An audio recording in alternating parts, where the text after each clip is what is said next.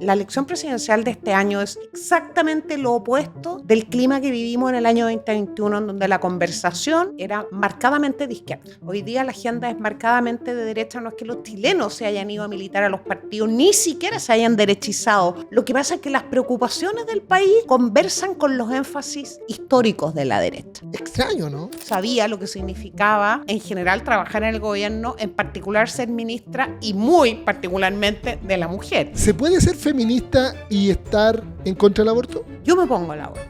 Vamos a buscar todos aquellos temas en donde hay un consenso. La izquierda y la derecha sabe que tenemos que avanzar. No vamos a tocar los temas que son los temas en disputa y que polarizan, porque además es muy injusto con las mujeres de Chile que quieren que les mejoremos su vida, ¿cierto? Dedicar el ministerio a polarizar. Yo creo que esos colectivos feministas de feminismo radical que se extendieron en todo el mundo en esta cuarta ola, le han hecho un daño pero profundo a la causa de la igualdad de las mujeres, que han cabreado a la opinión pública, que han cabreado a las propias mujeres. Esta izquierda chilena utilizó a las mujeres como un botín electoral para ganar la elección presidencial, pero particularmente el Partido Comunista, el Frente Amplio, siempre ha creído que el tema de la mujer es monopolio de ellos. Yo me considero una liberal tradicional. El estallido social es el hito más importante después de marzo de 1990. Nos hemos quedado en un discurso que habla de política pública mientras José Antonio Caz hablaba de política. ¿Qué hubiera pasado si la candidata hubiera sido la Carola Toá?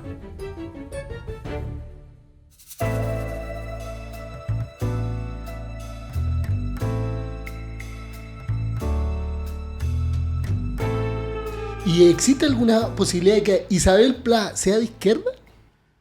¿Algún día? La verdad es que no. ¿Por qué? ¿Por qué no hay ninguna posibilidad de que sea de izquierda? No. Distinto es que uno tenga la capacidad de mirar también los énfasis que hace la izquierda. Porque ¿qué es ser de izquierda o de derecha? Yo no comparto esta idea de que ya no existe la izquierda y la derecha. La izquierda y la derecha es una nominación, te fijas, si tú quieres arbitraria. Pero ¿qué representa? Existe desde Roma y antes, representa una parte de la comunidad que opta siempre por la libertad, el fortalecimiento del individuo, ¿cierto? El libre mercado, en fin, y otra parte de la comunidad que hace énfasis en otras cosas, en las desigualdades, ¿cierto? En el control al libre mercado, en otros temas. Después se han ido construyendo otros escalones sobre la derecha y sobre la izquierda. Yo, por naturaleza y por formación, me siento parte, mi sangre vibra, ¿cierto?, con la libertad. Primero la libertad, ese es mi pequeño eslogan en Twitter, primero la libertad, por eso me gusta, por eso abrazo el libre mercado, con las regulaciones que sean pertinentes, pero sobre todo con la dignidad de la persona humana. Primero la persona, después el Estado.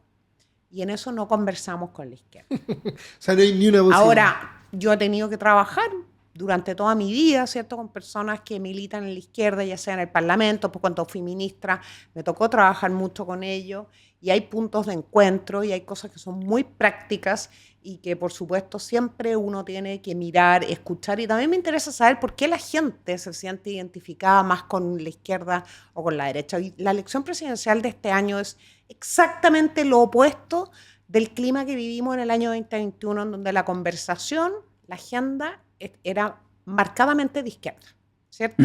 Hoy día la agenda es marcadamente de derecha. No es que los chilenos se hayan ido a militar a los partidos, ni siquiera se hayan derechizado.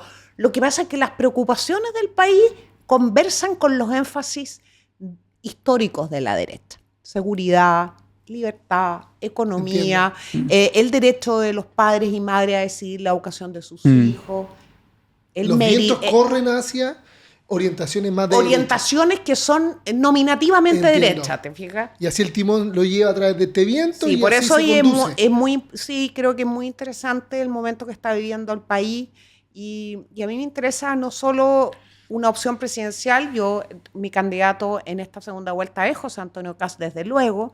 Yo estuve con Edelyn Matei, pero en segunda vuelta vamos a votar y en la medida que pueda apoyar a José Antonio Caz, pero me interesa no solamente un resultado electoral, sino que creo que también las personas que abrazamos la libertad en Chile tenemos la oportunidad de conversar con la ciudadanía, con la gente.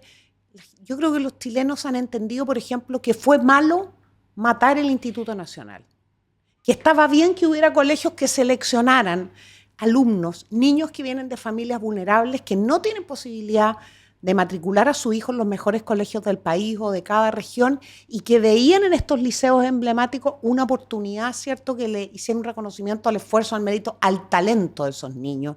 Eso hoy día no existe. Existen los liceos bicentenarios, que han hecho un trabajo muy bonito y han sobrevivido, ¿cierto?, a un gobierno que al principio no le dio mucha pelota. Entonces, ese tipo de cosas son énfasis que uno podría decir están vinculados con la derecha. La izquierda, un sector de la izquierda lo ha ido comprendiendo.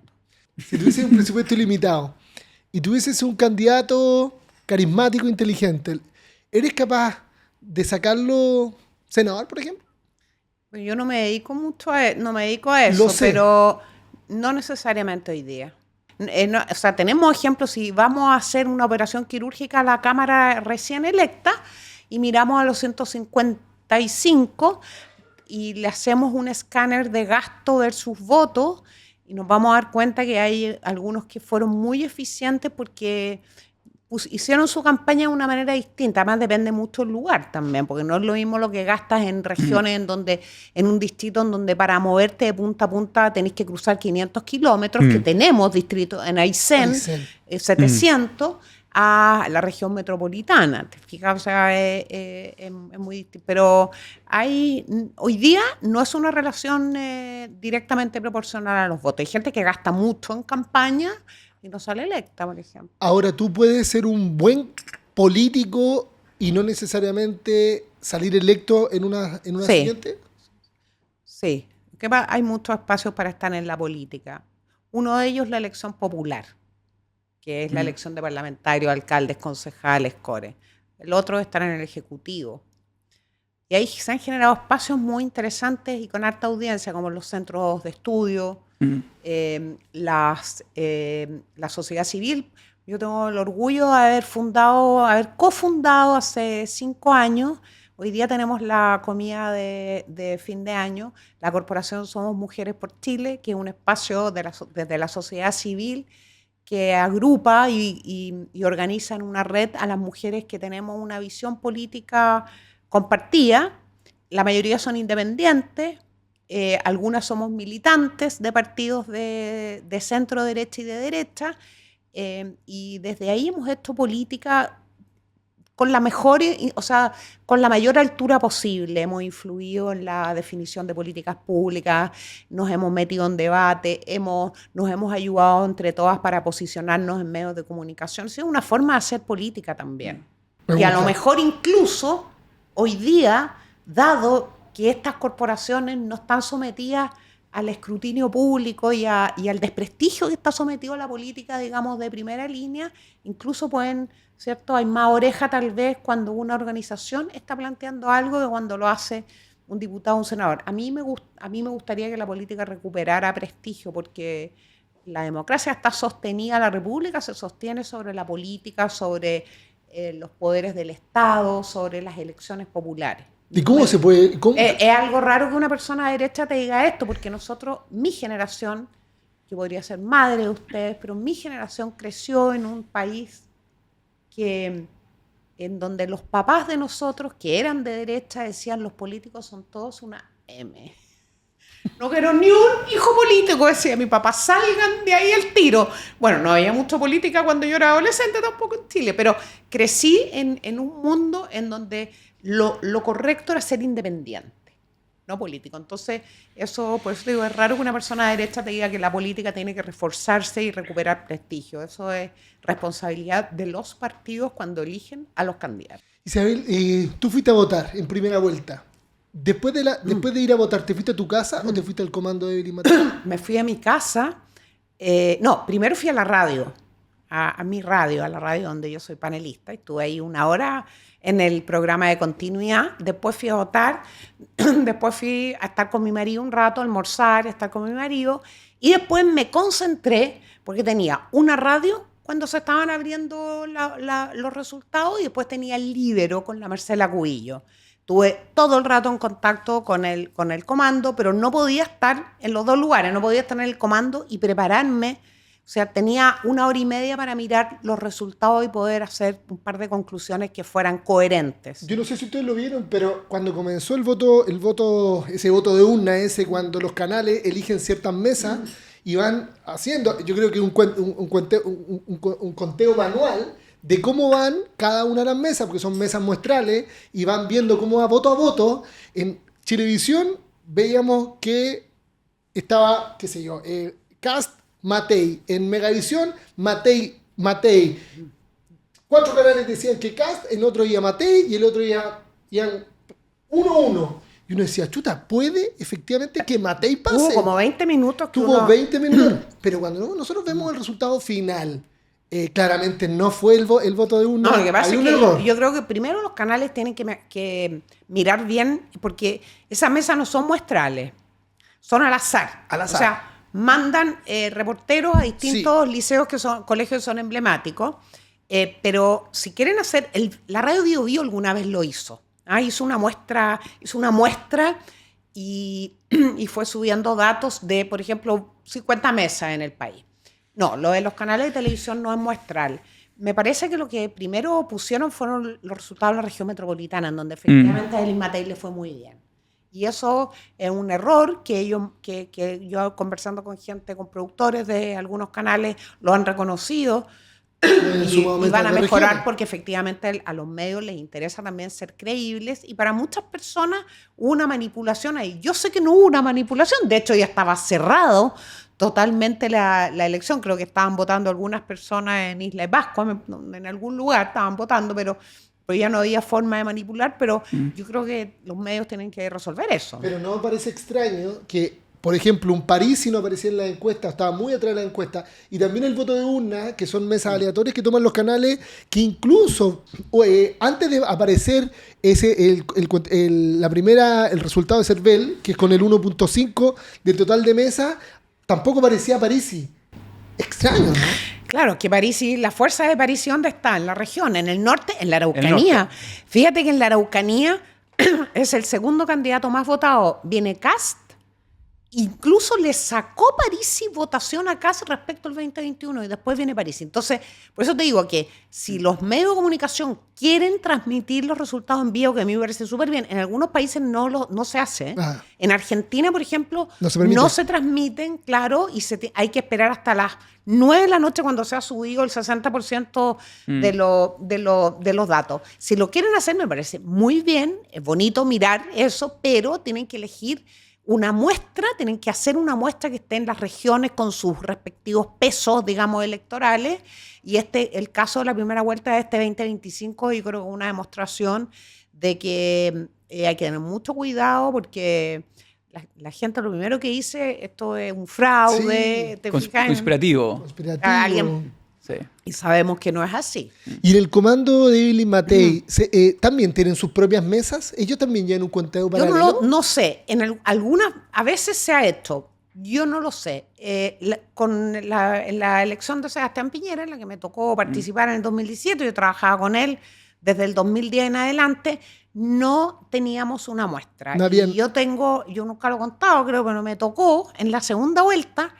Estábamos en una pieza en el Hotel Crown Plaza, en una de las habitaciones que el comando había reservado para los equipos. Estábamos Gonzalo Blumel, Carlos Ríos, yo, el presidente Piñera atrás y alguien más ahí. Carlos Ríos estaba a cargo de mirar el muestreo de la radio Bio Bio y yo el del Cervel. Entonces el presidente estaba esperando el 5%. Y nosotros F5. Oye, atrás miro el candidato. Un silencio, una habitación como esta, un silencio. Nosotros con los equipos, Gonzalo Lumer me decía, por favor, F5. Porque cada segundo era una eternidad. Y de repente fue a buscar una Coca-Cola el presidente Piñera, y yo hago F5 y entra el 5. Presidente, le digo, estamos listos. Y fue como, o sea, no teníamos la muestra, teníamos... Sí, pero con el 5%. Claro, no, pero te quiero decir que no se hizo porque también es interesante. Eso viene una carta, uno de estos días, una carta de Andrés Tagle, que fue presidente del Cervel, muy importante. Yo le recomiendo a la gente leerla, que dice videos falsos sobre las elecciones. Estos videos que están llegando que dicen que hubo fraude, cuando uno los mira, los videos son del año 2021, son todos construidos para generar este miedo. Muy buena la carta de Andrés Tagle en el Mercurio. Recuerdo, hago mención de esta carta sobre estas acusaciones que permanentemente, que en todas las elecciones hay, ¿cierto? Que vienen desde ciertos mundos de la derecha, quiero decirlo, que están fuera de los partidos, que lo que quieren es como instalar esta conspiración. El CERVEL chileno, el servicio electoral de nuestro país, es un servicio de excelencia mundial, categoría mundial, y así ha sido reconocido. Tiene además un consejo, está integrado por un consejo transversal, ¿cierto? Con especialistas, técnicos, académicos, todas las posiciones políticas, y un servicio que mira con mucho detalle, ¿cierto?, cómo se recogen los antecedentes, que está muy regulado por nuestras leyes electorales, cómo se publica y cómo luego los tribunales electorales lo ratifican, ¿cierto? Porque lo que sube el CERVEL es un resultado preliminar. Entonces, tenemos un sistema que funciona. Ojalá que ningún político lo toque ni haga cambios, porque hasta ahora está funcionando perfecto. Por favor, no innoven. Sí, porque de repente hay innovaciones, se ponen modernos, creativos, y echamos a perder aquellas cosas que funcionaban súper bien. Oye, Isabel, yo te quiero llevar a algunos años atrás. Te tocó liderar el Ministerio de la Mujer y Equidad, así creo que se llama. Y Equidad de Género. Equidad de Género. ¿Cómo fue ese momento? ¿Te llamó el presidente Piñera y te ofreció? Cuéntanos esa historia. ¿Cómo llegaste a ser ministra de la Mujer? Yo venía trabajando en esos temas desde mi época de asesora parlamentaria. Yo trabajé 18 años con María Angélica Cristi. Y ella era una diputada de derecha, pero muy pro en estos temas porque ella vivió fuera de Chile. Había vivido en Japón, en Brasil, en Estados Unidos. Había tenido sus hijos fuera de Chile. Entonces, tenía una idea bastante más de avanzada que lo que había en Chile sobre los temas que tenían que ver con violencia contra las mujeres, acoso sexual, etc. Entonces, me metí a trabajar mucho con ella. Nos metimos en investigación. Ella es autora, por ejemplo, de la primera ley que instala el concepto de acoso sexual en nuestro Código del Trabajo, el año 2003. Ella con María Antonieta Sá. Ahí había mucho trabajo entre la izquierda y la derecha. Entonces me empecé a meter en esos temas, primero desde lo legislativo, después investigando, y seguí. Y hoy he estado a cargo en la campaña del 2017 de las comisiones de familia, que era una comisión, y mujer. Habíamos convocado sociedad civil, habíamos hecho ahí equipos muy buenos. Ahí estaba la Francisca Yuneman, que había participado en varias campañas, y otras mujeres que saben mucho del tema. Y me llamó, yo estaba trabajando con él, estábamos organizando, yo era parte del equipo que organizaba la ceremonia en donde se iban a presentar los futuros ministros al país. Y entonces el día antes habíamos estado viendo con Piñera la maqueta donde iban a ir los personajes arriba. Yo no sabía quiénes eran, los intuía, ministro de Educación, ministro de acá de allá, y quiénes se iban a sentar en las primeras filas, ¿cierto? Presidente de partido, familiares de los ministros. Estábamos viendo esa maqueta, que era un sistema que habíamos inventado para que nadie se enojara ¿Y la chaqueta roja? Y para que tuviéramos... Sí, pero en esa ceremonia no. Ya. Era más formal. Eso fue un viernes. Entonces, él había subido al piso 19, me ha dicho: Isabel, muéstreme, ¿tiene usted esa maqueta? Sí, muéstremela, ¿cómo vamos? Y entonces ahí preguntó distintas cosas. Entonces, cuando me llamó el sábado, como a las 11 de la mañana, ¿qué pensé yo? Estoy llamando... Discutir para la maqueta. Claro, sáquese, póngase, agregue. Entonces, presidente, le digo, ¿cómo está? Y ahí me dice: la quiero invitar a ser ministra de la Mujer. Casi me caí de la silla. No era tan inverosímil, pero la verdad es que no estaba en mis expectativas, no era tan inverosímil porque en realidad yo había estado trabajando en los temas. Y bueno, por supuesto, inmediatamente duró 5 minutos la felicidad, sí, porque yo había estado en el primer gobierno y sabía lo que significaba en general trabajar en el gobierno, en particular ser ministra y muy particularmente de la mujer.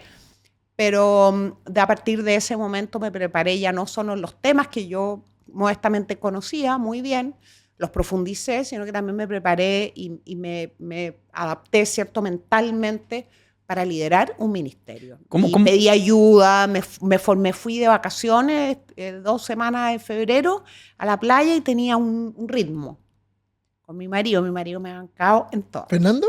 Felipe Oliva. Felipe. Me han marcado en todo. ¿Qué hacía yo? Salía a correr todas las mañanas, como a las 8 de la mañana. Llegaba a tomar, me gustaba tomar desayuno y estudiaba. De 9:30 a 1:30, todos los días. Vacaciones, esto estamos hablando de vacaciones. Sí, vacaciones.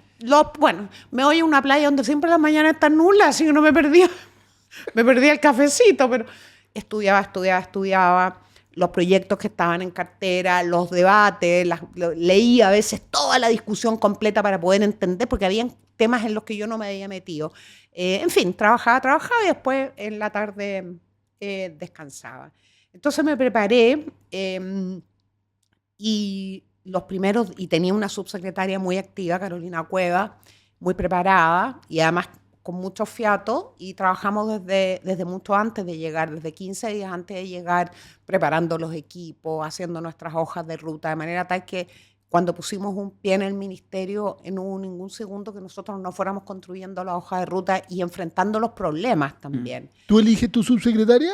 Antes de seguir con este capítulo, te dejo invitadísimo a ver nuestra plataforma somosrentable.com, el primer crowdfunding inmobiliario donde puedes invertir desde los 15 millones de pesos, donde nosotros coinvertimos en cada uno de los proyectos inmobiliarios que hay en la plataforma y donde desarrollamos proyectos propios. Te invitamos a sacarle mayor rentabilidad a tus ahorros a través de nuestra plataforma. Te esperamos en somosrentable.com y seguimos con este capítulo.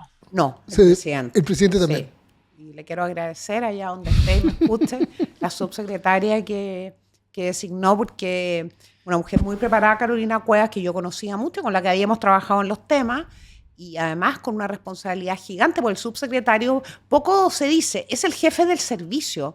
Y el servicio en un ministerio es muy importante, es todo lo administrativo, todo lo que significa responder a la Contraloría General de la República, todo tiene que estar perfecto, es la cuadratura de los presupuestos, la ejecución presupuestaria, o sea, es mucha pega. Y además ella asumió temas de la cartera muy importantes. Por ejemplo, incluso tuvo un reconocimiento de la ministra Antonia Orellana hace poco, no le puso nombre y apellido, pero sí dijo en el gobierno anterior. Por ejemplo, la Carola lo que hizo es reforzó la mesa Mujer y Minería, incorporó nuevos actores. Y eso permitió, ¿cierto?, que la participación de las mujeres en la industria de la minería, que es la industria que más le aporta al PIB de Chile y por lo tanto la que tiene más presente y futuro, subiera desde un 9% de participación a un 24%.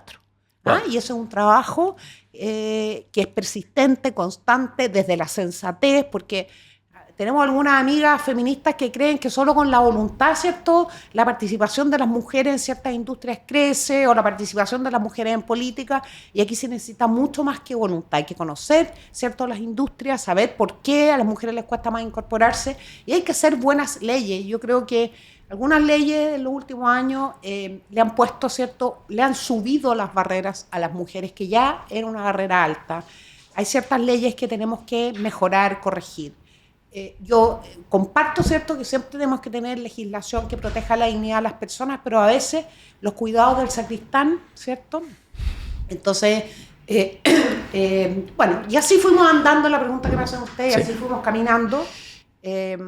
¿Cómo fue la...? Empecé a ser bien evaluada, pero no era mi intención, o sea, yo lo que quería era sacar adelante la pega, y definimos una estrategia. Es muy importante, a los futuros ministros les digo, es muy importante, porque los gobiernos tienen una estrategia, ¿cierto? Vamos a ir a esto, y este va a ser el camino. Pero cada ministro, cada cartera tiene que tener una estrategia también. ¿Cuál fue la estrategia que definimos? La conversamos con el presidente Piñera, la subsecretaria, y él dijo, sí, es la estrategia correcta. No teníamos mayoría en el Congreso. La derecha, hasta ese entonces, creo que hasta Carolina Schmidt, después tenía una visión más distante sobre estos temas. Nuestra estrategia, por tanto, fue vamos a buscar todos aquellos temas en donde hay un consenso, en donde la izquierda y la derecha saben que tenemos que avanzar. Este es nuestro registro de proyectos de ley y políticas. No vamos a tocar los temas que son los temas en disputa y que polarizan, porque además es muy injusto con las mujeres de Chile que quieren que les mejoremos su vida y les bajemos las barreras que tienen, ¿cierto? Dedicar el ministerio a debates totalmente infructuosos sobre temas que, oye, vamos a tener diferencias eternas, porque son diferencias que van mucho más allá de las políticas públicas, tienen que ver con nuestras convicciones y nuestra mirada sobre el ser humano. Entonces, esa fue nuestra estrategia. Desde aquí y hasta aquí y vamos para adelante.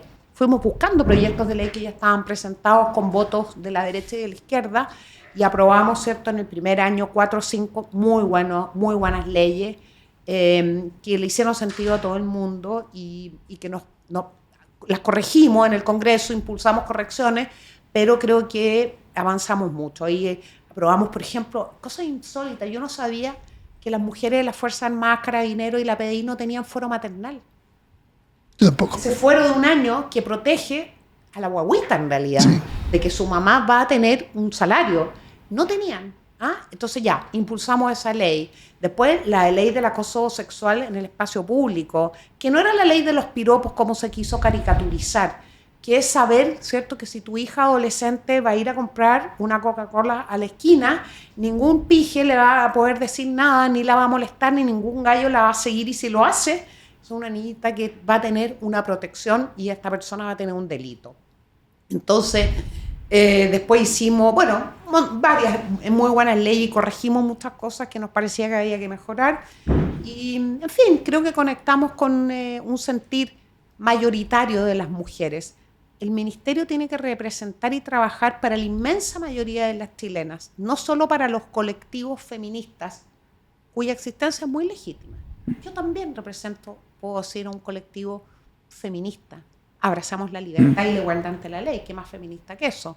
Pero los ministerios de la mujer, toda la organización, o sea, toda la institucionalidad estatal y pública tiene que abocarse a aquellos temas que realmente son urgencias y que le cambian la vida a las mujeres. Sala Cuna Universal.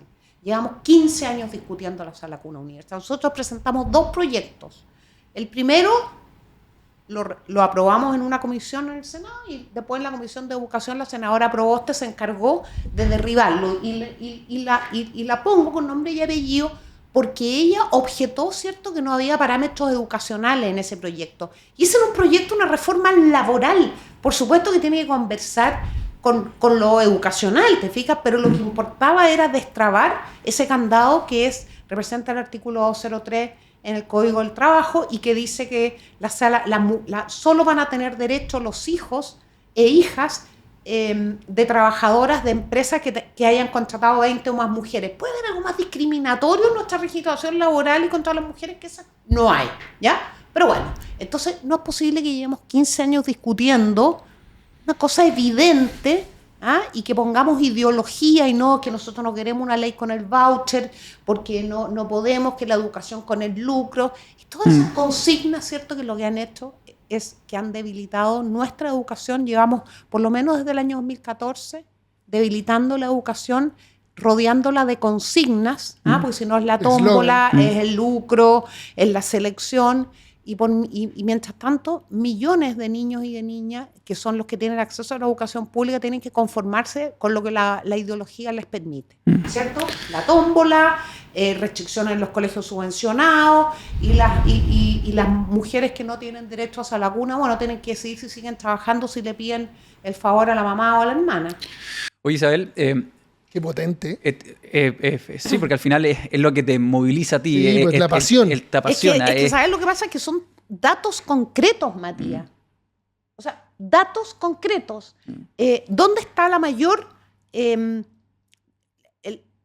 la mayoría o sea, el segmento que está fuera de la fuerza laboral más importante en Chile, el que está y el que tiene más, y no solamente fuera de la fuerza laboral, sino que tiene índices mayores de desempleo o de haber salido del sistema laboral, tiene entre 28 y 37 años. ¿Qué pasa en esa edad? Madres. Sí. ¿Tú estarías de acuerdo con un Ministerio del Hombre? Yo, ¿sabes lo que creo? Te lo voy a decir sinceramente. Pero está bien, es una pregunta muy pertinente. Yo creo que una sociedad que logra, ¿cierto?, garantizar la igualdad ante la ley, garantizar que no tenemos discriminaciones arbitrarias, tiene que cerrar el Ministerio de la Mujer. Eso todavía no va a ocurrir en Chile. O tiene que fundirlo en un ministerio que sea el Ministerio de la Igualdad o otros ministerios, donde efectivamente... Entonces, yo creo que estamos, igual que la cuota, o sea, un sistema, una democracia en donde las mujeres se incorporan a la política y participan en igualdad de condiciones, no necesita cuotas, pero todavía eso no ocurre. Así que yo creo ¿Es transitorio?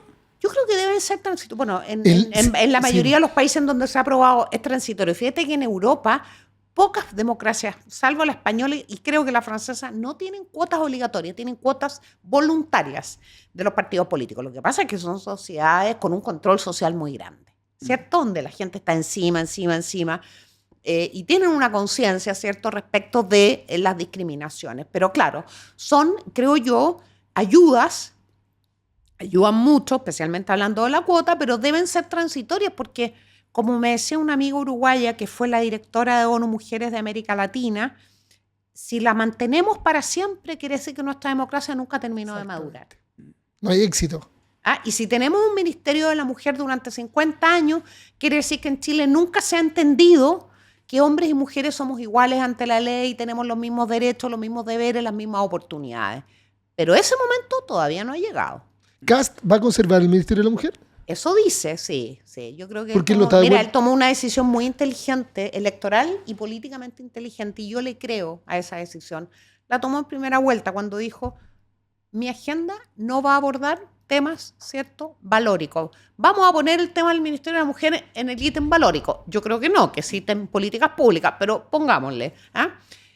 Yo creo que él lo va a respetar, probablemente le va a dar un carácter especial a ese ministerio. Cada gobierno tiene sus énfasis. Nosotros teníamos el énfasis muy fuerte del ingreso propio, la incorporación de las mujeres al trabajo, de fortalecer las instituciones para que las mujeres confiaran y denunciaran, en fin, y de la participación de las mujeres en la sociedad. Y probablemente él va a tener sus propios focos. Pero sí, yo creo que en general, no en particular un partido, sino que en general mi sector político, recién, yo creo, la incorporación de una nueva generación, ha comprendido, ¿cierto?, que estas barreras existían, que no eran, que el feminismo tiene un sentido, una razón de ser, uno de los movimientos más antiguos, ¿cierto?, de más de 200 años. Otra cosa es que ciertos colectivos feministas hayan llevado esa causa a extremos y a la insensatez, y eso ha significado que la inmensa mayoría de las personas se aleja de eso. Pero tenemos en nuestro sector, y esa ha sido una causa que comparto con otras amigas que trabajamos estos temas, la causa de sensibilizar a nuestro sector político, de asociar estas ideas de la igualdad ante la ley con los principios nuestros. O sea, yo le digo, si tú quieres una sociedad libre, de verdad, y que ponga toda la fuerza en la dignidad de la persona humana, no puedes permitir que las mujeres sean discriminadas arbitrariamente o que sean maltratadas y la gente mire para el techo. Una sociedad libre, de verdad, y que pone al ser humano en el centro de la acción política, lo primero que hace es, oye, esta cuestión hay que resolverla, tomémonos el menos tiempo posible y hagámoslo. Cuando uno de los ministerios, no sé si el más complicado, pero me imagino que es de los complicados, debe ser el Ministerio de la Mujer, porque yo me imagino, hay ministerios, por ejemplo, el Ministerio de Hacienda, que uno no tiene, son técnicos, o de Economía, que hemos tenido aquí, ministro o exministro. De poca habilidad blanda. Sí, pero el de la mujer, el de la educación, me imagino, uno tiene grupos que muy son activo, muy extremos. A ti te tocó liderar, además con grupos feministas que son los más duros. Es gente que uno se lo tuviese que poner en algún punto, sin duda están a un extremo, y a mi parecer no representan el sentir de las mujeres. Y es cosa de conversarlo con gente de su entorno o gente de otro entorno, y uno se da cuenta que efectivamente, oye, lo que está diciendo no la representa. De hecho, muchas de ellas tienen, y cuando uno habla con grupos de personas, piensan totalmente lo contrario. No tiene ni un sentido, por ejemplo, la ley de cuota, que lo hablamos recién, pero estos son casos mucho más extremos. Por ejemplo, el tema del aborto. Donde, la paridad para mí. Paridad para mí. Pero mira, permítame 3 cosas que es una oportunidad que me están dando ustedes para decirlo, y que porque, digamos, yo creo que ya terminándose este gobierno de Boric, que quedan 170 días, espero que pasen rápido, yo creo que ya es el momento, hemos culminado una etapa como para decirlo. Primero, yo creo que esos colectivos feministas de feminismo radical que se extendieron en todo el mundo en esta cuarta ola, en los últimos 10 años, le han hecho un daño pero profundo a la causa de la igualdad de las mujeres. de la igualdad de derechos de las mujeres, al corazón del feminismo. Un daño enorme, porque lo que han hecho en Chile, en España, en Argentina, es que han cabreado a la opinión pública y han cabreado a las propias mujeres y le han abierto la puerta a colectivos de señores que quieren exactamente todo lo contrario, o sea, barrer de nuevo a las mujeres para adentro, ojalá neutralizar lo máximo las leyes, que son las leyes, ¿cierto?, que castigan los abusos, las sanciones. O sea, lo que han hecho es que ha emergido grupos que están exactamente en la pelea contraria, que es reducir, domar a las mujeres, como muchas veces se dice en redes sociales. Segundo, esta izquierda chilena utilizó a las mujeres como un botín electoral, con 2 o 3 consignas y la rodeó de símbolos, ¿cierto?, para ganar la elección presidencial. Condenó todo lo que hicimos, no colaboraron en nada, votaron en contra de todos los proyectos de ley, pusieron todos los palos en la rueda y, como si les pareció poco, nos amenazaron y me amenazaron a mí y a mis hermanos con nombre y apellido, y lo que no les voy a perdonar nunca, a mis sobrinos. Entonces, ¿saben lo que hicieron? Ustedes lo que hicieron fue demostrar ese sector pequeño, radical y extremo, demostrar hasta dónde son capaces por una ideología y por un odio. Y en tercer lugar, y justamente vinculado con eso, y aquí termino, la izquierda toda, pero particularmente el Partido Comunista, el Frente Amplio, siempre ha creído que el tema de la mujer es monopolio de ellos, que solo ellos tienen derecho a plantearlo, que solo sus posiciones son las posiciones que corresponden. Y les quiero decir que las mujeres votaron muy poco por esos proyectos políticos, porque entendieron en estos 4 años que no se puede instalar un Ministerio de la Mujer y gobernar con puras consignas. Yo creo que el caso Monsalve, guardando la presunción de inocencia de Monsalve, que no ha sido condenado, es un caso que retrata a estos gobiernos ideológicos que utilizan, ¿cierto?, una causa como un botín electoral de cuerpo entero. El gobierno sabía que este señor estaba siendo denunciado públicamente. Sabemos que por lo menos durante 72 horas, yo creo que lo sabía desde antes, y durante 72 horas hubo un pacto de silencio para cubrir, ¿cierto?, una acusación que pesaba sobre los hombros ni más ni menos que el subsecretario del Interior. Y demuestra, ¿cierto?, que todo esto de la mujer, del feminismo, el ataque persistente que recibió mi gobierno en esta materia, fue un ataque totalmente con un objetivo político de desacreditar personas y desacreditar causas. Y lo tengo que decir con mucha pena. Hay muchos problemas que enfrentan las mujeres que se han profundizado en estos años. A mí me parece inmoral que la cesantía, el desempleo de las mujeres está alcanzando hoy día la cifra más alta desde enero del 2010, que es cuando cambió la forma de medir el empleo, ¿se acuerdan? Sí. Nunca hemos tocado casi el 10%, hemos llegado al 10,1%. O sea, eso es una inmoralidad, porque no hay ninguna igualdad posible cuando las mujeres no tienen la posibilidad de tener sus propios ingresos. Una mujer que no tiene autonomía económica, porque no puede, la necesita y no puede, es una mujer que no puede tomar decisiones para ella y eventualmente para sus hijos, para salvar a sus hijos, por ejemplo, de una pareja violenta. Sí, no se puede separar. Entonces, primero partamos por eso y después todas las otras consignitas que les encanta decir, pero yo creo, sinceramente, que esta izquierda, no todas las izquierdas, pero esta izquierda demostró sostener su proyecto político sobre consignas, sobre la ideología y con muy poco conocimiento de cómo se construyen las políticas públicas y de cuáles tienen que ser las prioridades para las mujeres. ¿Estás enojada actualmente? Yo no estoy enojada, de hecho me he encontrado varias veces con la ministra. He tenido un código porque sé lo que significa ser ministra, pero hay momentos en los que uno verdaderamente, creo que yo tengo la obligación también de plantearlo, no solo el derecho, que el derecho lo he tenido siempre, sino que también tengo la obligación de plantearlo, porque creo que ahora que hemos dado la vuelta completa a la esfera política, a mí muchas personas en la calle me saludan y me reconocen y me dicen, a mí me gustaba escucharlo a usted cuando hablaba, porque usted hablaba a las mujeres comunes y corrientes, iba a los matinales, le decía a las mamás, a las hermanas que ayudaran, ¿cierto?, a las hijas a denunciar cosas comunes y corrientes, porque son la vida cotidiana de las personas.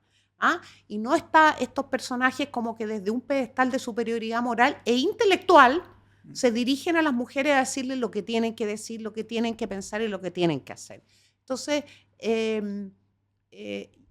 creo que ahora que hemos dado la vuelta completa a la esfera política, desde la derecha hasta la izquierda, con un gobierno del presidente Piñera, después uno de Boris y antes uno de Bachelet, donde se han tomado, creo yo, en los gobiernos de izquierda malas decisiones, muy malas decisiones, y las decisiones buenas que han tomado, las han tomado con el apoyo de mi sector político en el Congreso, y me voy a referir puntualmente a la reforma previsional, que a mí me parece una reforma correcta. Hay muchos instrumentos que a uno le hubiera gustado que quedaran de otra forma, pero fue una buena reforma, totalmente distinta a la reforma que presentó Gabriel Boric. Y fue posible solo cuando entró Mario Marcel, ¿cierto?, a negociar y a instalar esta mesa de técnicos que corrigieron una reforma que lo que quería era reparto total, que lo que quería era un fondo común, que lo que quería era estatizar la entrega de pensiones, y terminamos con un mismo sistema, pero infinitamente mejorado y además reforzando la capitalización individual. Entonces, las buenas decisiones han sido decisiones que se han tomado con la colaboración responsable y ética de la derecha en la que yo, por lo menos, de la que yo me siento parte. Hay un problema, yo diría que sin duda no es un problema de Chile, es un problema mucho más amplio, un problema del occidente, que tiene que ver con países que muchas veces los miramos con mucha... con mucha admiración. Estoy hablando de España, Italia, Alemania, Reino Unido, que tiene que ver con el problema de la natalidad. El Occidente, a mi criterio, se ha equivocado profundamente, y la derecha con la izquierda, sobre la natalidad. Y de hecho hay países en Europa, por ejemplo Hungría, que están teniendo políticas pro familia. A tu criterio, ¿debería existir en algún minuto, no sé si ponerle el Ministerio de la Familia, porque más ministerio, más gasto? Tenemos Ministerio de la Familia, sí, Desarrollo Social y la Familia. Pero a tu criterio, ¿debería haber una visión mucho más activa? Porque la natalidad no es solamente algo propio de cada una de las familias, que sin duda es una decisión familiar, pero también es una decisión a nivel de país. O sea, cuando la fuerza laboral, o sea, nos estamos poniendo cada vez más viejos, y eso significa que los sistemas de pensiones empiezan a fallar. O sea, hay un montón de cosas que ya son súper evidentes, que lo único que hacen con la baja natalidad es echarlo a perder. Entonces, ¿cuál es tu visión con respecto a eso? Yo creo que el país está 20 años atrasado en esta materia, porque nosotros lo sugerimos, somos mujeres hace 2 años, o sea, el gobierno debió haber llamado a un consejo de políticas para la natalidad, gratuito y de calidad, o sea, con personas que sean especialistas. Porque, ¿cuál es el problema? Y tú lo has dicho muy bien, Mati. El problema es que tenemos políticos que siempre el tema de la natalidad se puso en el issue valórico. Y eso es un error, porque sí, hay un elemento valórico, no cabe duda, lo que significa formar familia, traer niños al mundo, etcétera. Pero para el país tiene un elemento de sostenibilidad en capital humano y en otras materias. O sea, el tema del capital humano es un tema muy importante. Como me decía una amiga de izquierda, entre paréntesis, hace un par de meses me decía, qué triste va a ser ver las plazas sin niños. O sea, también hay un tema comunitario. Entonces, estamos atrasados 20 años. Es importante conformar un consejo y recoger las mejores experiencias, porque hay un problema en los países. Nosotros tenemos natalidad de país desarrollado, incluso creo que más baja que la de España. El problema es que ningún paquete de medidas ha funcionado suficientemente bien. Tal vez los resultados se van a ver a 7 a 10 años, entonces tal vez hay que esperar un poco, pero tiene que conformarse ese consejo. O sea, si me está escuchando tal vez el futuro presidente José Antonio Kast, le doy la idea, conforme un consejo pequeño pero muy eficiente, que recoja las mejores experiencias del mundo. Hay experiencias en Japón, en Corea, en Francia, en Italia, para, ¿cierto?, bajar las barreras de natalidad. Normalmente tiene que ver con los proyectos de vida de los jóvenes, no tiene que ver con las mujeres. Yo me opongo a culpar, porque yo veo que hay un sector del país que le echa la culpa a las mujeres, porque sí, se dedicaron a trabajar, a hacer sus proyectos de vida. Señoras y señores, la natalidad y la reproducción humana es una cuestión de hombres y mujeres. Tiene que ver muchas veces con proyectos de vida. Me llama la atención, no me llama la atención porque ya nos hemos acostumbrado a matrimonios jóvenes donde te dicen, sí, nos casamos, Estamos felices, pero no vamos a tener hijos. Hay algo ahí, algo está pasando, hay un miedo instalado en los jóvenes sobre su futuro, sobre la dificultad de educar a sus hijos. En fin, están pasando cosas y hay que abordarlas desde todos los puntos de vista. Como te digo, creo que estamos muy atrasados y mientras antes se conforme ese consejo que tenga una visión técnica y de futuro y recoja las mejores experiencias, antes va a resolverse. Sí. Me parece que hay varias propuestas en esta primera campaña que ayudan. Elin Matei tenía una propuesta de un bono en forma permanente hasta los 7, 8 años, porque el bono del inicial ayuda, pero es completamente insuficiente. Sí. Y había también otras sugerencias que tenían que ver con la incorporación de los papás a la vida familiar. Sí. ¿Ah?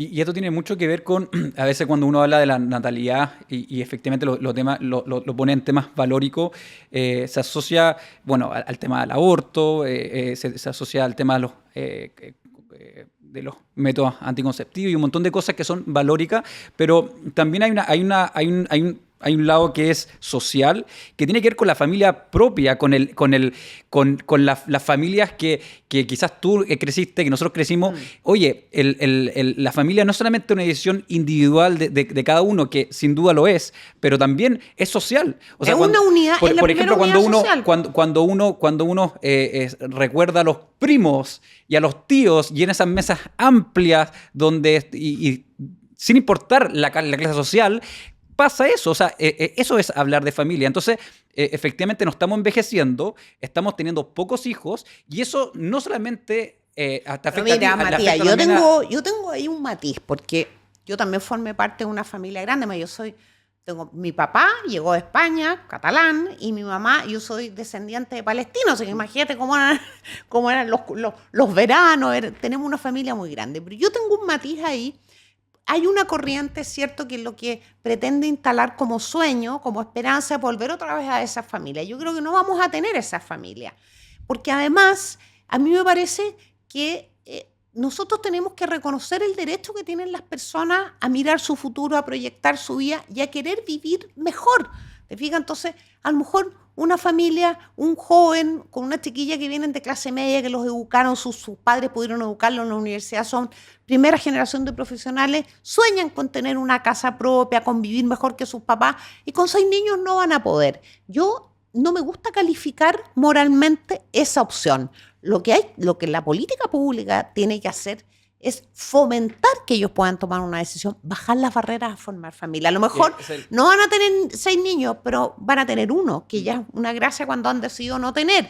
Y el que dijo que iba a tener solo una niñita, va a querer tener 2. Entonces es un proceso, pero yo lo único que pido, por favor, no califiquemos moralmente ni a las mujeres, porque decidimos tener vidas propias también y trabajo, ni a las parejas, ¿cierto?, que han decidido tener o no. O sea, démosle a ellos las herramientas para que su decisión sea una decisión que sea mejor para ellos y también para el país, claro, y para la comunidad. Pero poner los incentivos correctos. Eso. Porque, por ejemplo, una familia que decide tener 6 hijos, uno se podría preguntar, por ejemplo, el impuesto a la renta. Bueno, oye, eso. ¿por qué yo estoy pagando el impuesto a la renta igual como una familia que no tiene hijos? No tenemos nosotros el sistema tributario eso.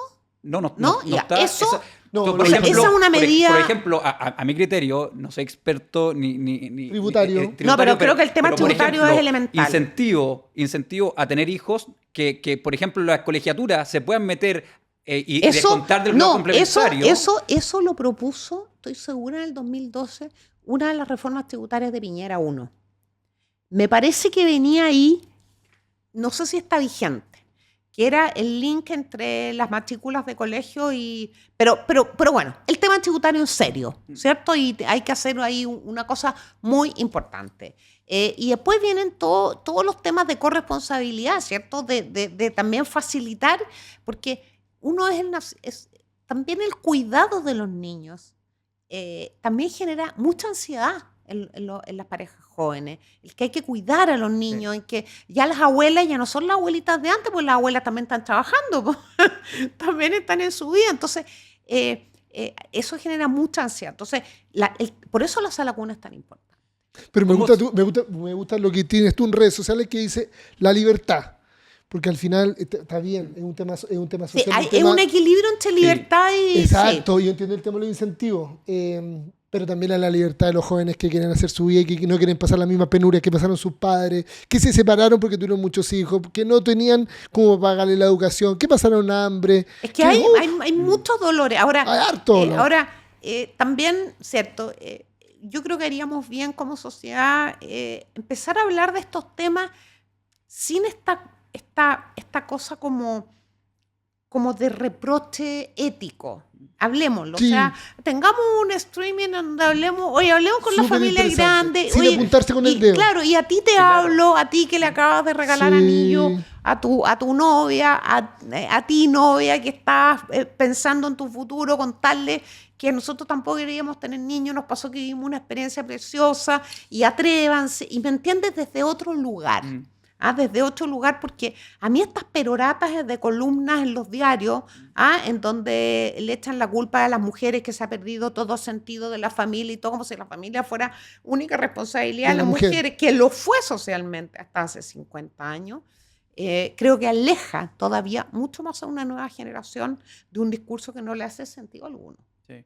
Y también lo que pasa mucho, bueno, cae un poco menos, que la función, la mujer de alguna forma ha tenido y tiene un papel fundamental en la sociedad, en la familia en sí, y muchas veces ese papel que estaba en el pasado en la casa y en la crianza, porque efectivamente la mujer, y aquí no lo leamos la carta entre gitanos, No. o sea, entre el hombre y la mujer, quien naturalmente es responsabilidad de ambos. Los niños se hacen entre dos personas, sí, pero naturalmente el cariño, la cercanía, el hogar lo construye mucho más, a mi criterio, la mujer naturalmente. Pero, bueno, perdón, o sea, ahí nos pero metemos en una discusión que es muy bonita, Matías. Yo estoy escuchando esto pero aquí. aquí no quiero entrar ahí, pero sí muchas veces no se reconoció ese papel en la casa. ¿Cuántas mujeres se quedan en la casa ¿Te acuerdas de la pensión de la doña de casa? Sí. Campaña del 2005, Piñera Bachelet. Por ahí parte. Ahora... Y eso no sé si se ha perdido del discurso público, donde efectivamente no se reconoce y que es una labor fundamental, es una labor no solamente familiar, social. O sea, lo que hacen todas las mujeres en Chile formando a los niños, están formando a los futuros Yo encuentro ciudadanos. que Matías tiene que ser diputado republicano. ¿Qué? ¿Aquí, Matías? No, No, porque sabe, Facha tiene. mira, vamos por varias cosas. Hagámosle, yo podría ser mamá a usted, así que No, yo voy a la hablarle, lleva 2 veces yo al le voy día. a hablar a mi generación. ¿Qué me gustaba de mi mamá? Que entre paréntesis, como buena paisana, ¿Cómo se llama? Siempre pone un nombre. Joan Jarufe. Oh, Joan Jarufe Catán, está en el Besos. cielo mi mamá, porque era un ser buenísimo y la extraño. Mi mamá, que como buena paisana siempre tenía sus entradas y vendía sus ropas, sus cosas, pero claro que era muy bonito. Nosotros vivimos en Concepción, somos 4 hermanos. Yo me acuerdo llegar a las 3, 4 de la tarde y por supuesto la mesa puesta perfecta del colegio, y después en la mamá, uno haciendo las tareas y la mamá sentada, surciendo, bordando, tejiendo. O sea, claro, yo tengo una imagen maravillosa de mi mamá ahí pendiente de nosotros. Bueno, eso cambió. La inmensa mayoría de las mamás en nuestro país son mamás que adoran a sus hijos y que están muy pendientes. Y me ha tocado trabajar con mujeres jóvenes. Yo me angustio porque las veo muchas veces entrando a una reunión, preparando algo que tienen que entregar y se le caen las lágrimas cuando la mamá de ellos o la hermana le dicen, oye, tengo este problema. Yo muchas veces cuando he trabajado con mujeres le digo, mira, deja todo, el lapicito botado ahí, pesca tu notebook y te vaya a la casa. Cuando se pueda, trabajamos desde ella. Pero a ver, tú te metiste en una discusión que es muy bonita y muy compleja, y respecto de la cual todavía no hay porque no hay una sola idea, que es cuánto de las mujeres somos construcción social y cuánto biología. El papel de las mujeres en la familia tiene un componente biológico en cuanto reproductora, ¿cierto? Y criamos los niños, y los tenemos, y los criamos, y yo siento que hasta el 1 año y medio, 2 años, esta es una discusión que a Sebastián Piñera le fascinaba, que él decía, pero que hasta los 2 años las guaguas no quieren nada con nosotros. Claro, hay algo ahí, un apego muy fuerte biológico, de alimentación, de amor, en fin. Pero desde ahí en adelante yo creo que hay algo de social también y siento que hay una nueva generación con papás que se han involucrado en forma increíble con sus hijos y hoy día esas tareas están más repartidas. Entonces hay una conciencia de que el hogar, ya no solo la casa, ya no recae exclusivamente en las mujeres. Ahora, me gustan mucho estos matrimonios, estas parejas que conversan entre ellos y dicen, mira, vamos a hacer lo siguiente, yo tengo una buena pega, tú no tanto, ¿por qué no te quedas tú en la casa estos 2 primeros años mientras los niños terminan de crecer? O sea, también hay libertad, que cada familia pueda definir sus mejores instrumentos. Pero te metiste, Matías, en una discusión muy bonita, que es cuánto de biología y cuánto de socialización hay en el papel que tenemos las mujeres. Yo creo que tenemos evidentemente de los dos. ¿Hasta dónde? Ahora, claro, el feminismo radical dice que somos solo construcción social. Solo somos construcción social. Y caminamos como mujer y somos femeninas y nos gusta el rosado y todo, y a mí me gusta que las niñitas jueguen con princesas y todas esas cosas. No me quita ni un ápice, ¿cierto?, de mis convicciones en la libertad de las mujeres, que todo eso es pura construcción social. Yo creo que no. Yo creo que hay de los dos. Ahora, es un debate muy abierto en la academia, con mucho conflicto entre distintas visiones. Pero creo que no podemos decir que biológicamente el hogar tiene que estar sobre los hombros de las mujeres. Yo no comparto eso. Pregunta. ¿Ustedes están de acuerdo con que las parejas homosexuales sean padres? Ese es un tema que hemos discutido. Yo la verdad... Porque cuando hablamos de déficit, que estamos teniendo pocos niños, hay gente que quiere tener muchos niños y muchas veces son madres que quieren, con el sistema ropa, que son mujeres que pueden ser madres biológicamente a través del modelo ropa. A ver, las personas tienen derecho a ser padres y madres como personas, y otra cosa es en los matrimonios.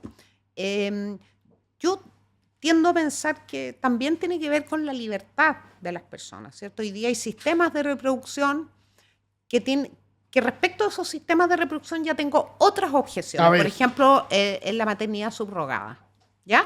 Yo tengo un problema más bien con la maternidad subrogada que con la... El modelo ropa. Claro, la maternidad subrogada, que se está estudiando mucho y se están levantando muchísimas alertas.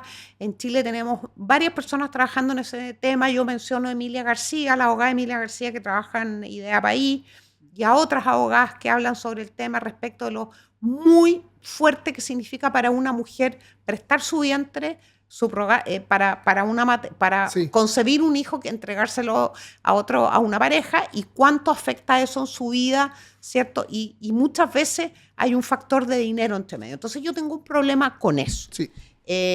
No tengo un problema con la formación de familia de personas del mismo sexo, y creo y me ha tocado conocer familias construidas de esa manera. Me ha sorprendido la calidad de vida de esos niños, muchas veces adoptados desde lugares muy difíciles, de mucha soledad para los niños, y la felicidad que han permitido y la proyección de vida de esos chiquitos, de esos niñitos, niñas, ¿cierto? Que están teniendo acceso a una buena educación, que pueden mirar su futuro de un lugar distinto donde lo minaron desde un hogar de menores. Entonces, yo creo que nosotros tenemos también que mirar, hay que mirar la pelota completa. Pero me encanta. ¿Tu opinión? Ari, yo siempre he pensado que la mujer no es una fábrica, la mujer no es un producto. Por lo tanto, todo lo que tiene que ver con lo que están haciendo es ocupando a la mujer para que tenga la guagua, Sí. y después se la pasan a otro matrimonio. Que pagó eventualmente por eso. No que eventualmente. Es muy complejo. Que Que pagó. pagó. No que eventualmente, que pagó. Normalmente Entonces, la legislación dice que es sin pagar en los países donde hay legislación, pero todos sabemos que pagaron. Todo el mundo sabe que es. Entonces, la mujer no es un producto, no es una fábrica de hacer niños para que otros sean felices, otros cumplan su sueño. Eso ahí no me pierdo en lo absoluto. O sea, no. Yo creo que hay que ser- Eso es complicado, enredado, muy difícil de regular, pero por lo menos me parece que el debate tiene que mantenerse, profundizarse, y me gustaría también que la sociedad tuviera un consenso respecto de eso. Y 1 año más, 2 años más, 3 años más, digamos, en realidad esto está fuera, ¿cierto?, de la norma de la dignidad de la persona humana. Por mucho que hemos visto casos, por ejemplo, yo conozco el caso de una hermana que tuvo la guagua de la hermana, que no podía porque había perdido, ¿cierto?, el útero siendo muy jovencita. Entonces se hizo in vitro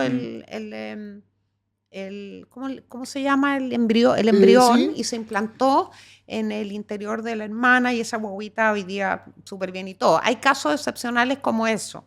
Muy difícil separar los casos excepcionales pero el concebir y el tener un embarazo de 9 meses con un ser humano contigo, con ese apego, que el que estábamos hablando del apego ya cuando Sí. ha nacido, imagínate el que hay dentro. O sea, no puedo imaginarme que no haya un impacto en el corazón, en el alma y eventualmente en la psicología de esa mujer. Y después también están todos los temas normativos, legislativos, legales con eso. Entonces, después empezamos que estos problemas que a mi criterio no hemos, como sociedad, son problemas un tanto artificiales. Nosotros Los hemos creado. lo hemos creado, son artificiales. Nos metemos en un montón de problemas. Pero después esa guagua puede contactar a su mamá o no. Puede pedir un ADN a fulano. Sí, y después se puede reencontrar o no. Puede entender quién es el papá. Entonces nos empezamos... Claro, la identidad biológica sigue siendo muy potente.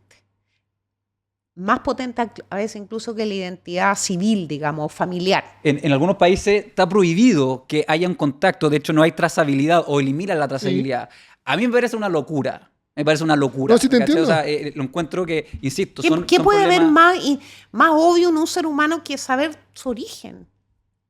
Que no es un origen social, no quiere saber su apellido. Quiere ir a ver a su mamá, a ver el lugar donde nació. ¿Se parece, no se parece? Tal cual. El abuelo, el abuelo para arriba,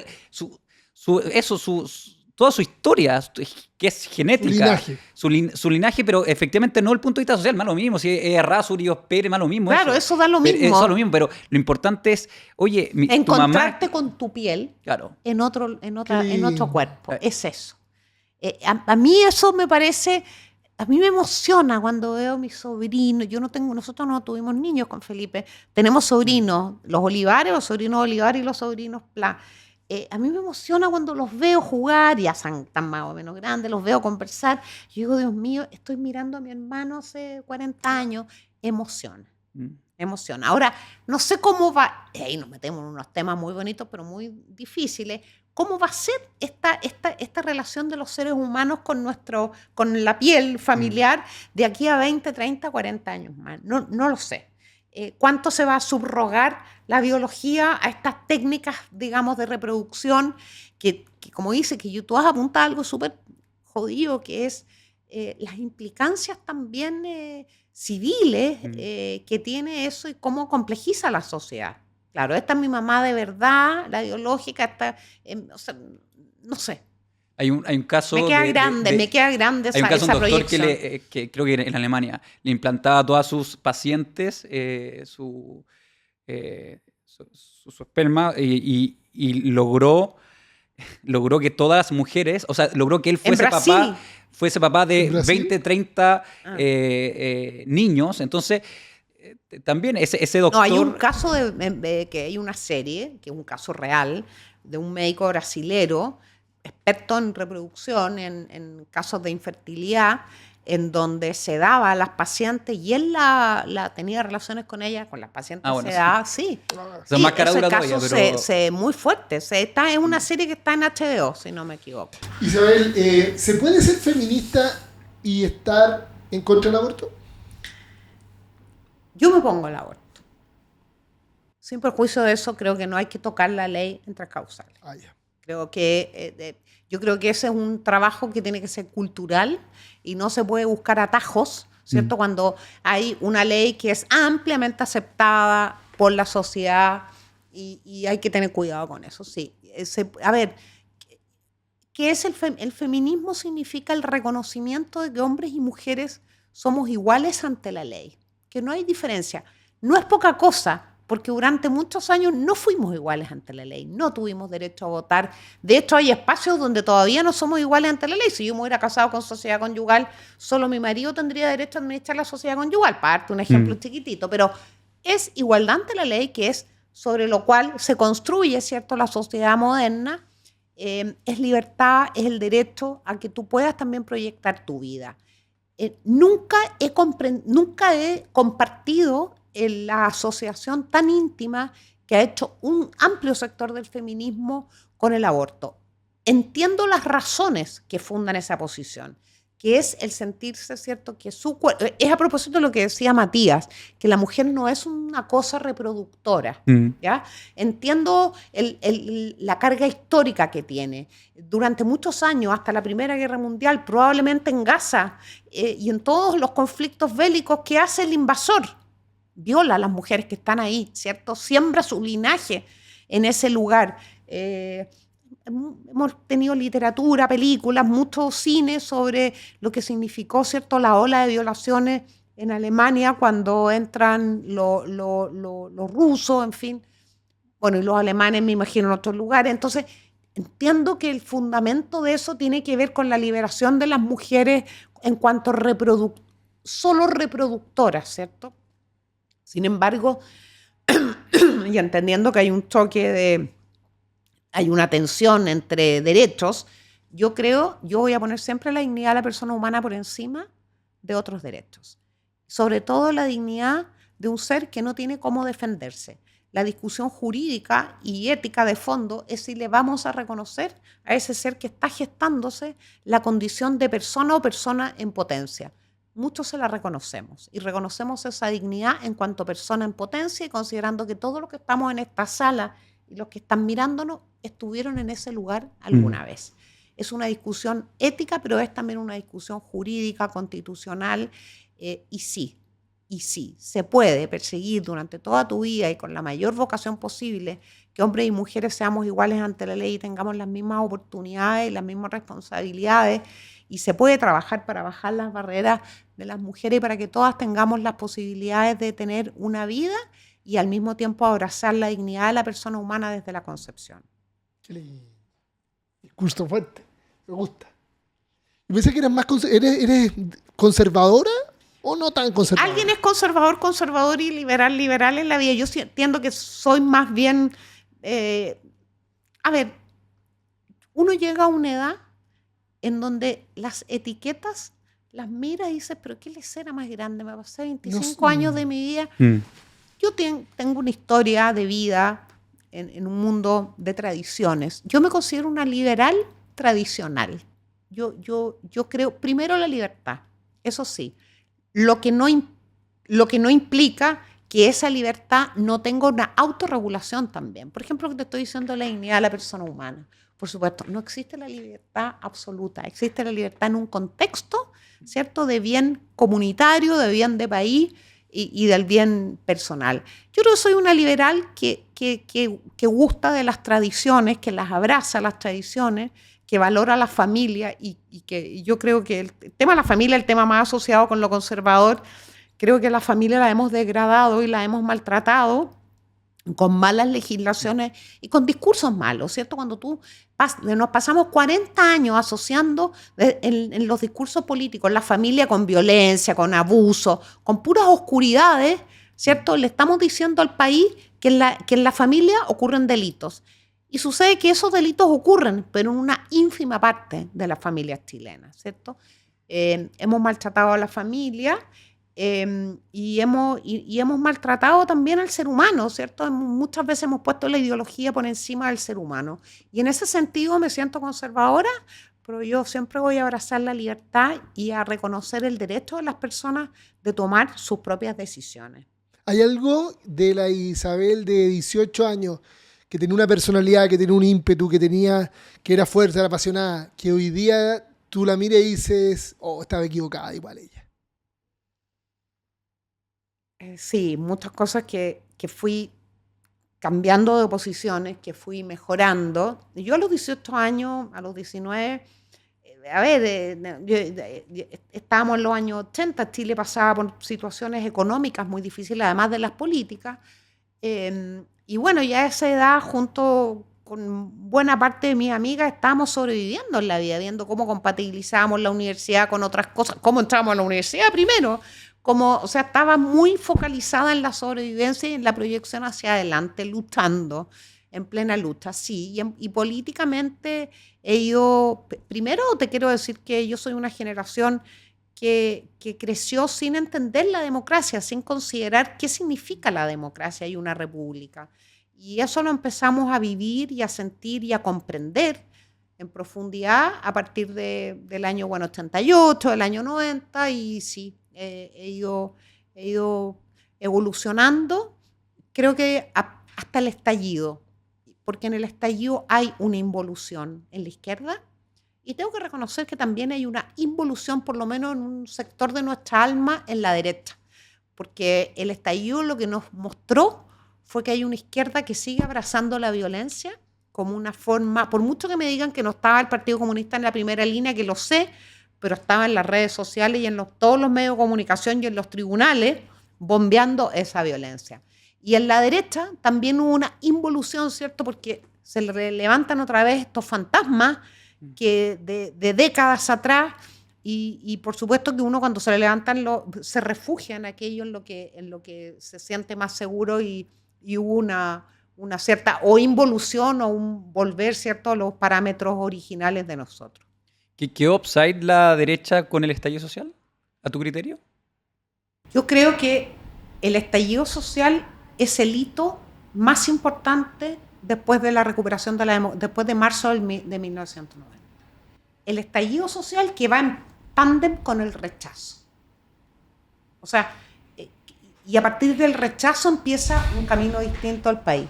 Sí, la derecha tradicional, la derecha en donde yo milito, yo soy militante de la UDI, no es que hayamos quedado atrás, nos sorprendió y creo que no tuvimos una respuesta, y hasta el día de hoy nuestros partidos, ¿cierto?, han evitado hacer un análisis profundo de las razones del estallido. Muchas personas se sienten seguras diciendo que vinieron a invadirnos de fuera, eso es un refugio para ellos. Todos sabemos que no es así, ¿ah?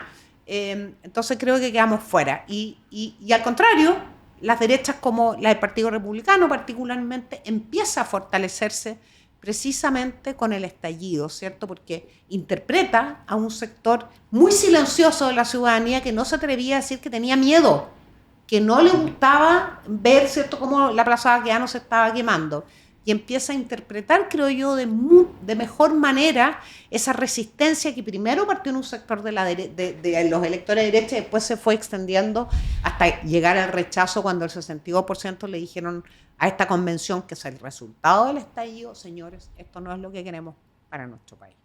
Y creo que José Antonio Kast, pero particularmente republicano y todo ese universo de derecha, interpretó mejor, y especialmente en esta elección presidencial interpretó mejor la demanda de cambio y de orden. Y cuando alguien apunta, ¿cierto?, le apunta esa gran demanda, bueno. Esa lectura. Con el diario del domingo, o sea, del lunes, perdón, todo es mucho más sencillo. Pero a tu criterio, en el gobierno de Piñera, ¿faltó esa lectura? No, mira, no. A ver, presidente, el gobierno de Piñera... el gobierno estaba en una posición muy clara frente al estallido y tenía una responsabilidad, que era la de recuperar el orden público y el control de la sociedad.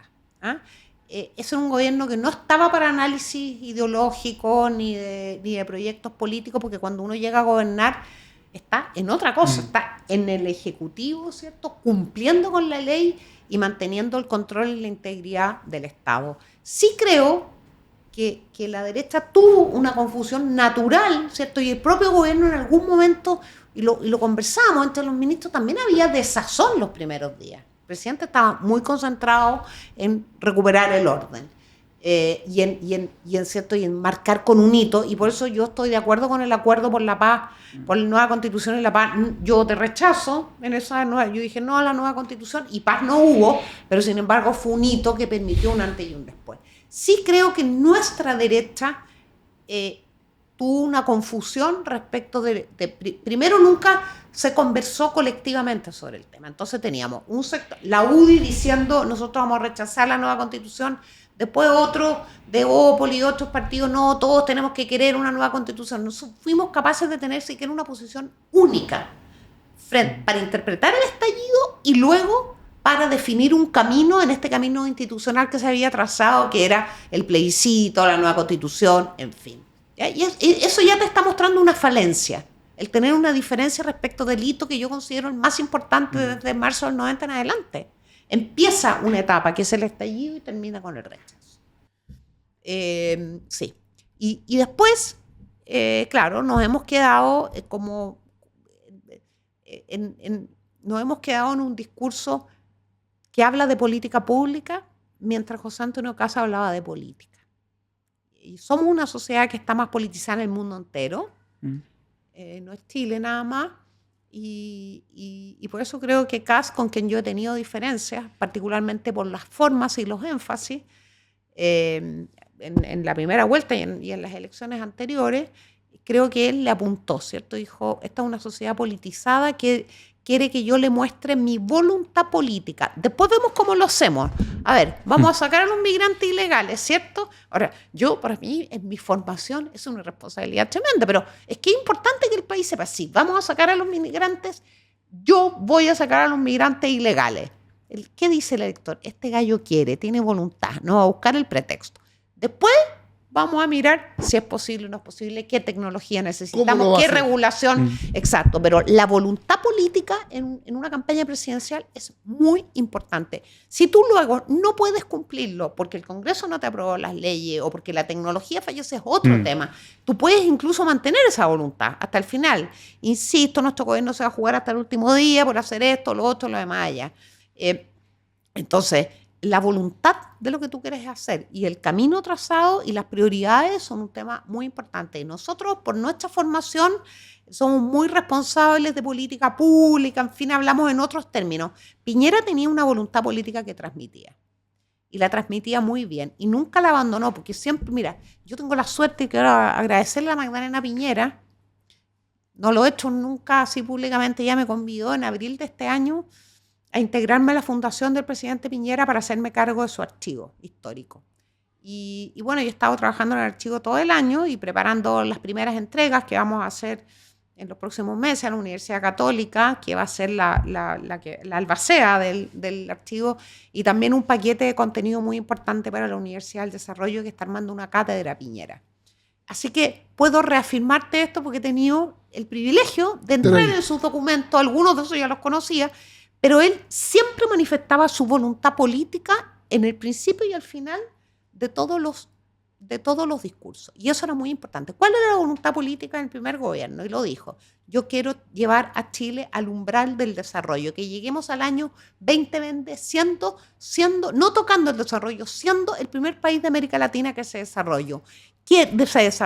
Quiero que el mérito y el esfuerzo tengan un premio en Chile. Quiero que todas las familias chilenas tengan la posibilidad de definir el rumbo de su vida y el rumbo de sus hijos. Bueno, vino el terremoto y ahí agregó otro tema que es vamos a entregar el país reconstruido, y lo hizo. Pero Piñera no era un tecnócrata exclusivamente, ni era tampoco un socialdemócrata, estaba muy lejos de ser un socialdemócrata, era un hombre de derecha o de centro derecha, si quieres llamarlo, que abrazó la democracia desde la primera hora, y eso fue muy importante para él porque él tenía una tradición familiar, ¿cierto?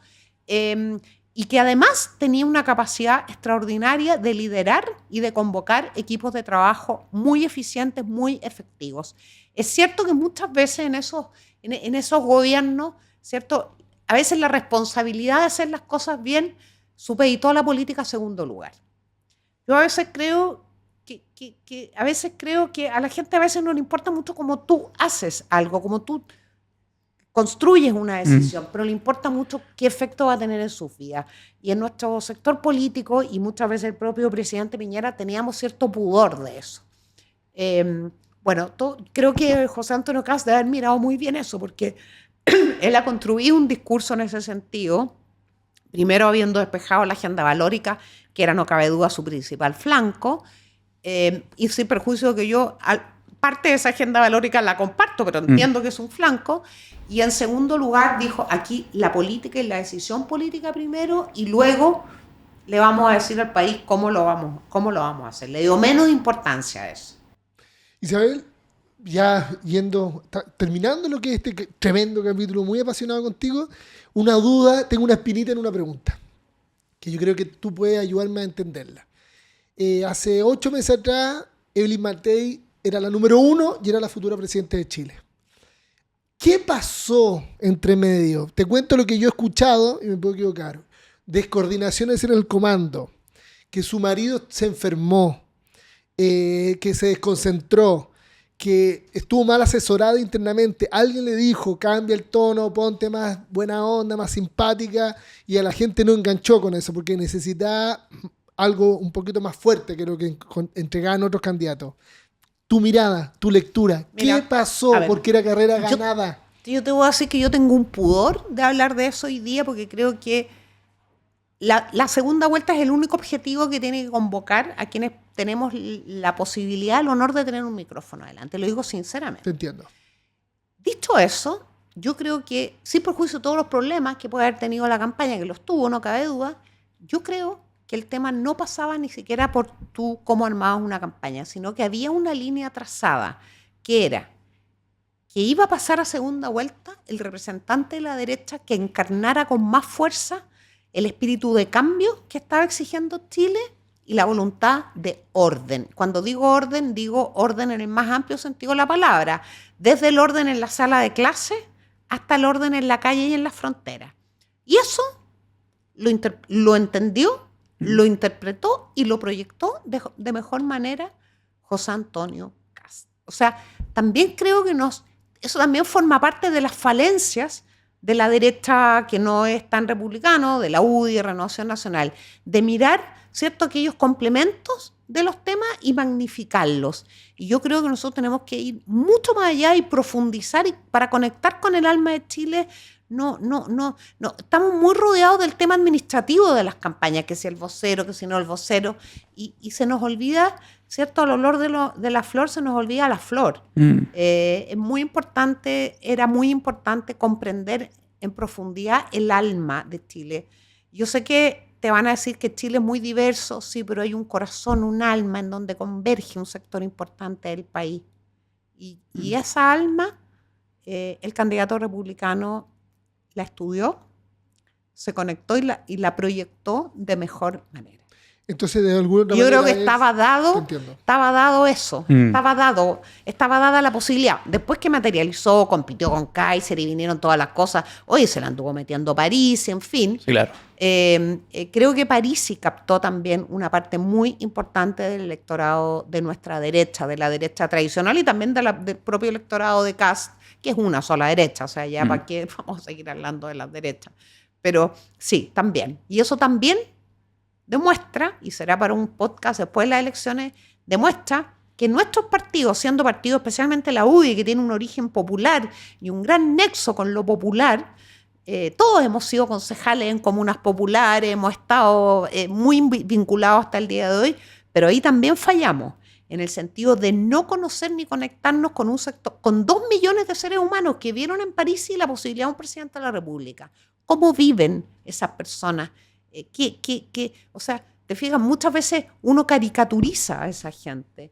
Y a mí me parece que eso también es una falencia que tenemos que resolver y tiene que ser una tarea para marzo, para que puertas adentro, ojalá sin filtraciones, sin nada, nos vayamos a la punta del cerro durante 2 días a conversar sobre Chile y sobre de qué manera la UDI, porque yo hablo por la UDI, no voy a hablar por los otros partidos, de qué manera la UDI se reconecta con un país que está exigiendo ciertas cosas sin ceder ni un ápice en sus principios, que son poquitos, pero no cambian.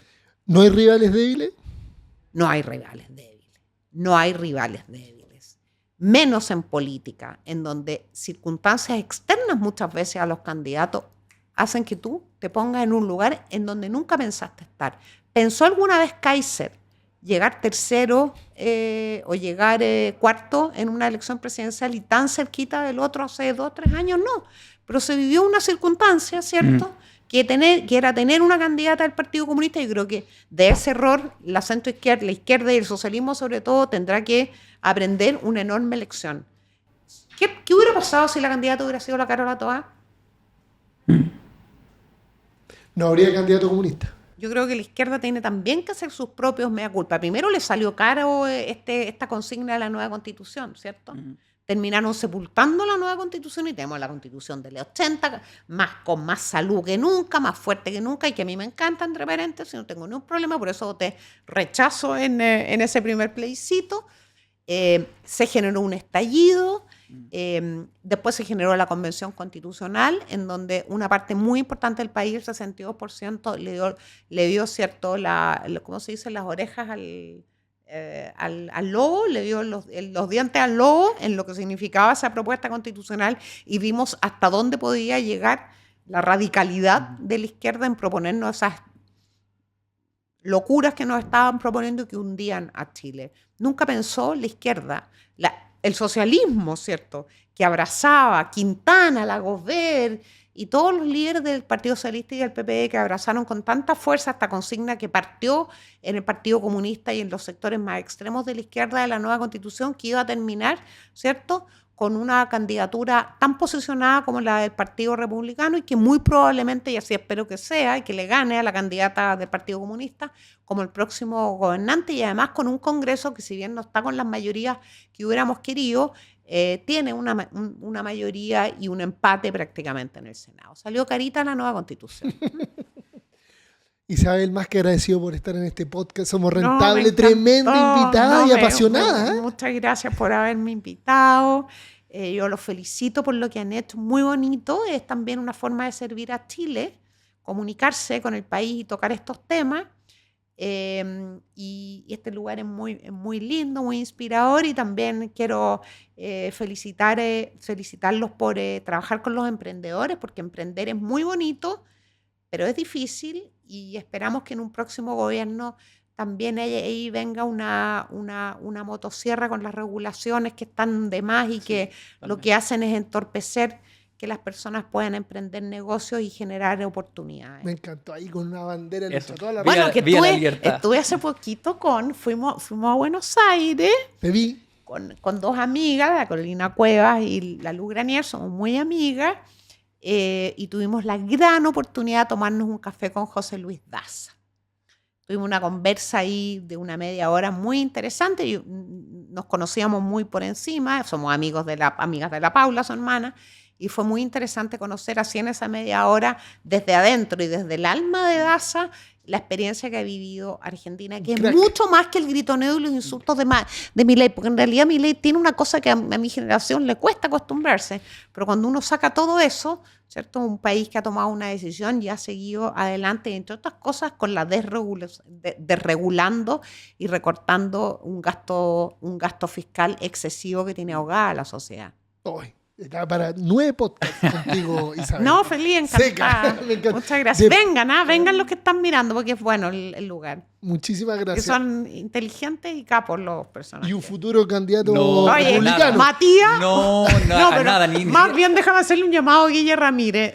Aquí en este lugar hay un personaje que entiende perfecto, que está calzando mucho. Si queremos recuperar fortaleza y volver a competirle a republicanos, acá. No. Ni para presidente curso. No se mire para huevo. No. Pero eso, Isabel. Muchas gracias. A usted. Un abrazo y gracias por venir. No, gracias a usted. Estén bien. Chao, chao.